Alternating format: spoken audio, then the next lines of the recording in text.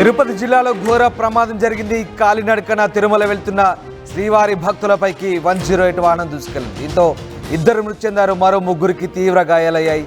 చంద్రగిరి మండలం రంగంపేట దగ్గర ఈ ప్రమాదం జరిగింది.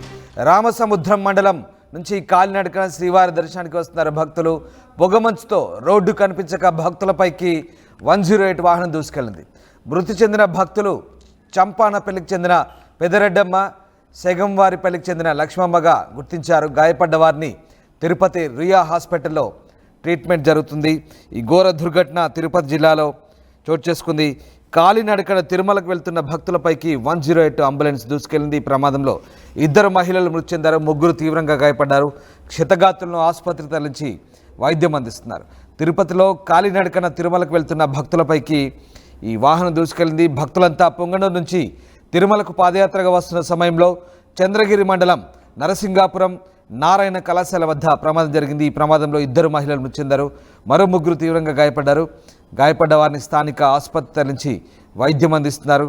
మృతి చెందిన మహిళలు అన్నమయ్య జిల్లా రామసముద్రం మండలం చెంపాలపల్లికి చెందిన పెదరెడ్డమ్మ, శగంవారిపల్లికి చెందిన లక్ష్మమ్మగా గుర్తించారు. అయితే 108 అంబులెన్స్ మదనపల్లి నుంచి తిరుపతి రుయా ఆసుపత్రికి రోగిని తీసుకెళ్తున్న సమయంలో ఈ ప్రమాదం జరిగినట్టుగా చెప్తున్నారు.